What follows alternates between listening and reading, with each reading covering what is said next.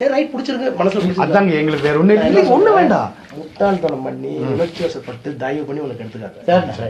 ஒண்ணு இன்னொன்னு சொல்றேன், நமக்குள்ள இருக்கட்டும். கலைஞருக்கு பிறகு கட்சி அவர்கிட்ட போகும், ஆனா ஏன் பிடி விட்டு போகாது சார். ப்ளீஸ் போதுமா சார்? காலத்துக்கு வெயிட் பண்ணுவேன் சார்.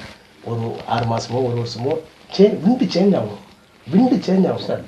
நான் இப்போ நினைச்சு பாருங்க, நான் வெளியே வந்து பிற்பாடு கண்டிப்பாக கேளுங்க. வெளியே வந்துட்டேன் நான் ஹீரோ. அது என் புக்கு ஒன்று வருது வெளியில், இங்கிலீஷ்லேயும் வருது தமிழ்லேயும் வருது. ஹிந்து ராம் படிச்சுட்டு மலைச்சு போயிட்டாரு. என்ன சார் இந்த வெளி வெளுத்துறீங்கன்னு பிச்சை எடுக்கிறேன் எல்லாத்தையும். அதில் பிரணாப் முகர்ஜி, சோனியா காந்தி, மன்மோகன் சிங், சிதம்பரத்தை எங்கே பண்ணுறேன் நான். அந்த புக்கு வந்து ஒரு பெரிய ஸ்டாம் ஆகும் சார். அது வரைக்கும் நான் அடைக்க வாசிப்பேன். அதுக்கு பிறகு எனக்குன்னு ஒரு தனி அடையாளத்தை ஏற்படுத்துவேன் சார். எப்படின்னு கேளுங்க, வட மாவட்டங்களில் வன்னியர்கள் கூடு, ஆனால் சிவசங்கர் சொல்லுவான் நான் எப்படி இருப்பாங்க சார். சார் எங்கள் ஊரில் எனக்கு ஜாதி கிடையாது, வன்னியர்லாம் என் ஃப்ரெண்டு, என் சொந்தக்காரன் மாதிரி சார். இப்போ இந்த ஊருக்கு வந்தேன், கீழே கவுண்டர்கள். எந்த கவுண்டர் ஆச்சும் என்ன இசைன்னு பார்க்குறேன்னா எல்லா கவுண்டர் அட்டென்ஷன் நிற்கிறாங்க. அப்போது ஜாதியை தாண்டி வெளியே வந்துட்டேன்னா அதுக்கு போதுமான காசு இருக்கா, போதுமான மூளை இருக்கா? கலைஞர் போயிட்டா கனிமொழி தாக்கு ஸ்டாலின் பஞ்சாயத்து ஆகட்டும், இப்போ அவருக்கு தான் பெரிய பிரெயின் இருக்கா? இந்த டெல்லிக்கு போகும்போது அப்படி இங்கிலீஷ் கொட்டிட்டு வர ஒன்று. இன்னொன்று தங்கச்சி நம்ப மாட்டார். என்ன தங்கச்சி?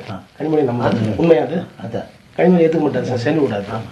என்ன வெளியே தர முடியாது. சரி புரியுதா? என் கம்யூனிட்டி எழுத முடியாது, என் அறிவு வெளியே தர முடியாது, என்கிட்ட இருக்க வேற செல்வாக்கு தெரிய முடியாது, வேற லாக்கில் நான் வச்சிருக்கேன். புரியுதா? நேரம் எனக்கே இப்போ சரியில்லை.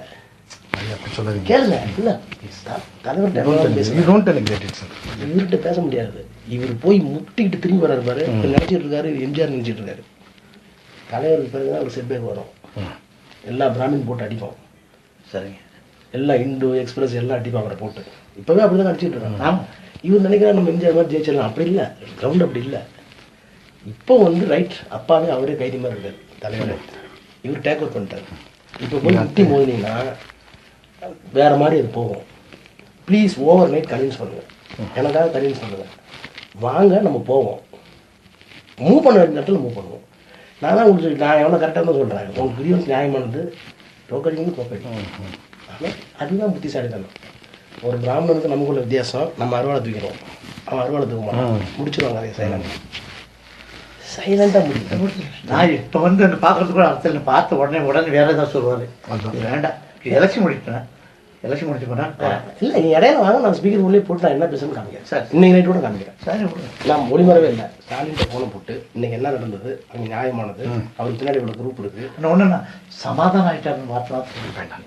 சமாதானம் உங்களுக்கு கட்டுப்பட்டு வேலை பார்க்குறாரு ஸ்டாலின். முபாரக்கோட சமாதானம் இல்லை. நீங்க சொல்லுங்க, தனியாள பண்றேன்னு சொல்லியிருக்காரு.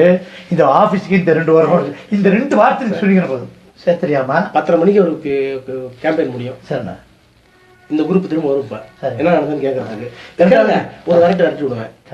ஒரு கரெக்ட் விரட்டி விடுவேன்.